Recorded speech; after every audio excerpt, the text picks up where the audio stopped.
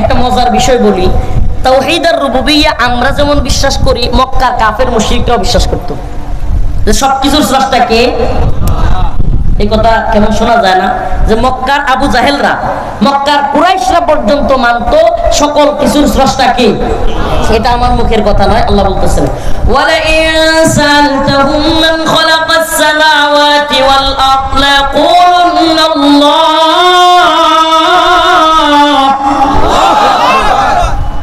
আল্লাহ পাক বলেন, হে নবী আপনি তাদেরকে প্রশ্ন করেন, ওয়ালা ইনসালতাহুম মান খালাকাস সামাওয়াতি ওয়াল আরদ, এই আসমান এবং জমিনের মালিক কে? কে সৃষ্টি করেছেন আসমান এবং জমিন? তখন তারা বলবে লা ইয়াকুলুন্না আল্লাহ, নিশ্চয় আসমান এবং জমিন সৃষ্টি করেছেন কে? আল্লাহ। এটা শুধু আমরা বলি না, মক্কার কাফের মুশরিকরা পর্যন্ত এই কথা স্বীকার করত। তাইলে সমস্যাটা কোথায় বাজলো? তাওহীদের রুবুবিয়্যাহর মধ্যে মক্কার কাফের মুশরিকদের সাথেও আমাদের কোনো সমস্যা ছিল না, কিন্তু যখনই তাওহীদের অন্যান্য শাখাগুলোতে, তাওহীদের অন্যান্য বিষয়গুলোতে চলে আসলো, তাওহীদ আল উলুহিয়্যাহ,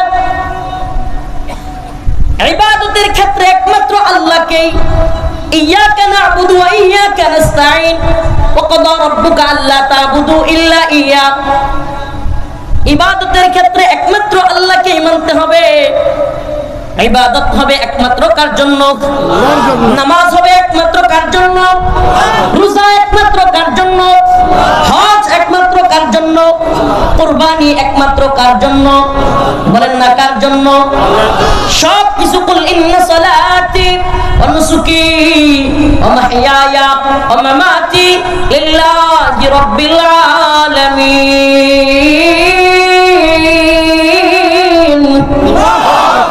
কুল ইন্না সালাতি ওয়া নুসুকি ওয়া মাহইয়ায়া ওয়া মামাতি লিল্লাহি রাব্বিল আলামিন। হে নবী আপনি বলে দেন, ইন্না সালাতি, নিশ্চয় আমার নামাজ, ওয়া নুসুকি, আমার কুরবানি, ওয়া মাহইয়ায়া, আমার হায়াত, ওয়া মামাতি, আমার মৃত্যু, লিল্লাহি রাব্বিল আলামিন, সবকিছু একমাত্র কার জন্য? বলেন না কার জন্য? যদি দুনিয়ার কোনো ব্যক্তিকে খুশি করবার জন্য নামাজ পড়ি, আল্লাহ রাজি হবেন? দুনিয়ায় সবাই আমাকে হাজী সাহেব বলবে, আল হাজ বলবে, এজন্য যদি হজ করি তাইলে কি আল্লাহ খুশি হবেন? দুনিয়ায় মানুষকে দেখানোর জন্য যদি কুরবানির ঈদে বড় গরু, বড় মহিষ, বড় ওট কুরবানি করি, আল্লাহ খুশি হবেন? তার মানে বোঝা গেল খুশি করতে হবে একমাত্র কাকে? এটার নাম হলো তাওহীদ আল উলুহিয়্যাহ। আমাদের অনেকেই তাওহীদ আর রুবুবিয়্যাহ আছে, আমরা জানি আমাদের স্রষ্টা কে, আল্লাহ, আমরা মানি আমাদের রিজিক দাতা কে, আল্লাহ, কিন্তু আমাদের সব কাজ আল্লাহর জন্য হয়? বলেন হয়? আমাদের সব কাজ আল্লাহর জন্য হয় না। আমাদের সব কাজ আল্লাহর জন্য হয়, শুধু হয় না, আমাদের অনেক কাজ সরাসরি আল্লাহর বিরুদ্ধেও যায়। আমাদের এই দেশে মদের লাইসেন্স আছে না নাই? এটা কি আল্লাহর পক্ষে না বিরুদ্ধে? এদেশে সুদের ব্যাংকের লাইসেন্স আছে না নাই? আল্লাহর পক্ষে না বিপক্ষে? পতিতালয়ের লাইসেন্স আছে না নাই? আল্লাহর পক্ষে না বিপক্ষে? আল্লাহর বিপক্ষে যাওয়ার পরেও এই রাজনৈতিক দলগুলো যখন আল্লাহর বিরুদ্ধে আইন প্রণয়ন করে, আমরা আবার তাদেরকে ভোট দেই না? দেই না? তাইলে বোঝা গেল রিজিক দাতা হিসাবে আল্লাহকে মানি, পালন কর্তা হিসাবে আল্লাহকে মানি, আসমান এবং জমিনের মালিক আল্লাহকে মানি, কিন্তু ইবাদতের মালিক আল্লাহ, এই কথা মানি না। মানলাম? আরেকটা তাওহীদের আরেকটা প্রকার হলো তাওহীদ আল হাকিমিয়্যাহ, যেটা সবচাইতে বেশি অজানা। তাওহীদ আল হাকিমিয়্যাহ, সমস্ত বিচারের মালিক, সমস্ত হুকুমের মালিক, সমস্ত আইন প্রণয়নের একমাত্র মালিককে আল্লাহ। এমপিরা 300 জন মিলা যদি মদের লাইসেন্স দেয়, মদের লাইসেন্স হালাল না কইরা, হারাম না বইলা যদি হালাল বলে, হারাম শব্দের আরবি অর্থ হলো, হারাম শব্দটা আরবি বাংলা অর্থ হলো অবৈধ। হারাম শব্দের বাংলা অর্থ কি? অবৈধ। হালাল শব্দের বাংলা অর্থ হলো বৈধ।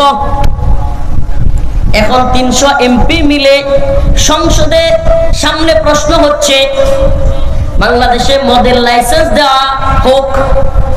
এই প্রস্তাবের পক্ষে যারা আছেন তারা হ্যাঁ বলুন।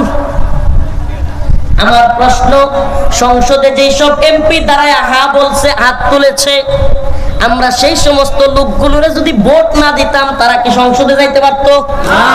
তার মানে তারা যে সংসদে গিয়া মদের পক্ষে হাত তুলছে, এই হাত শুধু ওই এমপির না, ওই হাত যারা তারে ভোট দিছে তাদেরও।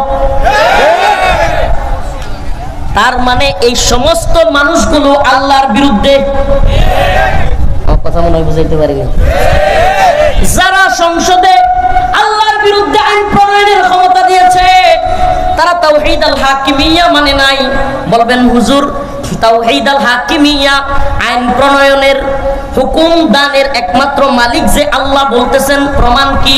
প্রমাণ কোরআন। আল্লাহ বলতেছেন ইনিল হুকমু ইল্লা লিল্লাহ আমারা আল্লা তা'বুদু ইল্লা ইয়্যাহ। এই জমিনের মালিক কে? জমিনের মালিক আল্লাহ। হুকুম চলবে কার? আল্লাহ। জমিন কার? আল্লাহ। হুকুম চলবে কার? জমিন আল্লাহর, হুকুম চলবে হাসিনা? জমিন আল্লাহর, হুকুম চলবে ডক্টর ইউনূসের? জমিন কার? আল্লাহ। হুকুম চলবে কার? আল্লাহর জমিনে আল্লাহর আইন।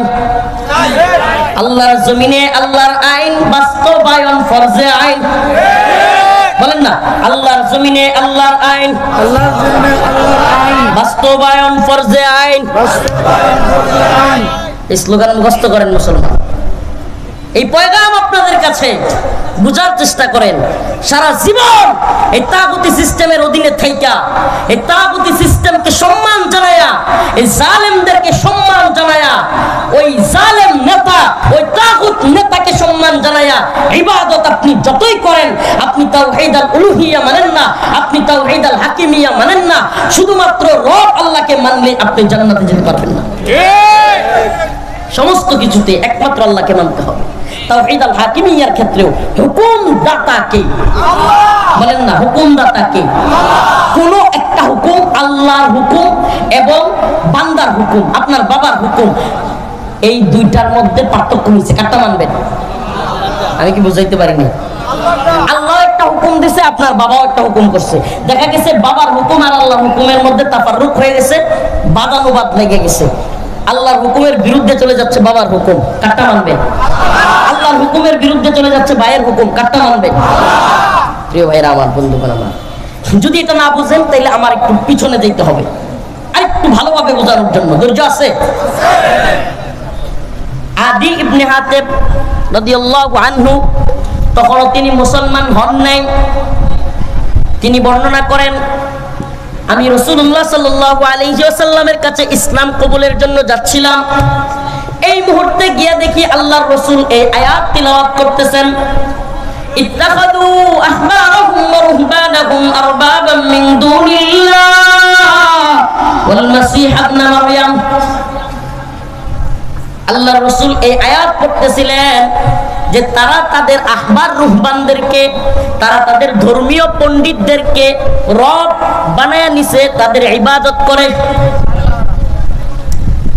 আদি ইবনে হাতেম বলেন, আল্লাহ রাসূল যখন আয়াত পড়তেছিলেন যে ইহুদি খ্রিস্টানরা তাদের ধর্মযাজকদেরকে, ধর্মীয় গুরু, পোপ, পাদ্রী, এদেরকে কি বানাইছে? আমি কথা বুঝাইতে পারতেছি না। এই আয়াতে ধর্মীয় পাদ্রীদেরকে, ইহুদি খ্রিস্টানদের ধর্মীয় গুরু, ধর্মীয় যারা পাদ্রী ছিল তাদেরকে বলা হচ্ছে যে তারা তাদেরকে রব বানাইছে। আহবারহুম ওয়া রুহবানাহুম আরবাবাম মিন দুনিল্লাহ, তারা আল্লাহকে বাদ দিয়ে আহবার রুহবানদেরকে, ধর্মীয় পাদ্রীদের ইবাদত করে, ধর্মীয় পাদ্রীদের পূজা করে। তখন আদি ইবনে হাতেম বললেন, ইয়া রাসূলুল্লাহ, আমরা তো আমাদের ধর্মীয় গুরুদেরকে ইবাদত করি না। তখন আল্লাহ রাসূল বললেন, আদি, আল্লাহ পাক যা হালাল করেছেন, তোমাদের ধর্মগুরুরা যদি তাকে হারাম করতো তোমরা তা মানতে কিনা? আদি ইবনে হাতেম বলেন, হ্যাঁ মানতাম। আবার রাসূল সাল্লাল্লাহু আলাইহি ওয়াসাল্লাম বললেন, তোমাদের ধর্মগুরুরা আল্লাহ যা হালাল করেছেন তা যদি তারা বলতো হারাম, সেটাও তোমরা মানতে কিনা? বলে হ্যাঁ মানতাম। আল্লাহর রাসূল সাল্লাল্লাহু আলাইহি ওয়াসাল্লাম বলেন ফাতিলকা ইবাদাতুহুম ইয়াহুম, এটাই হলো তাদের ইবাদত, এটাই হলো আল্লাহকে বাদ দিয়া ওই ধর্মগুরুদেরকে ইবাদত করা। আমার জানতে মনে চায় আপনাদের কাছে, মুসলমান বুঝে থাকলে বলবেন। প্রিয় হাজিরিন, যদি আমাদের দেশে কোনো দল ক্ষমতায় গিয়া মদের লাইসেন্স দেয় আর আমরা সেই দলের পক্ষে থাকি, আমাদের দেশে যদি কোনো দল কোনো সরকার ক্ষমতায় গিয়া পতিতালয়ের লাইসেন্স দেয়, আমরা সেই দলের পক্ষে থাকি এবং তাদেরকে মেনে চলি, তাদের কথাই মানি, আল্লাহর হুকুম বাদ দিয়া, আমরা কি আল্লাহর ইবাদত করলাম নাকি তাদের ইবাদত করলাম? তাইলে আমরা কি আল্লাহর বান্দা নাকি আল্লাহর গোলাম নাকি এদের গোলাম?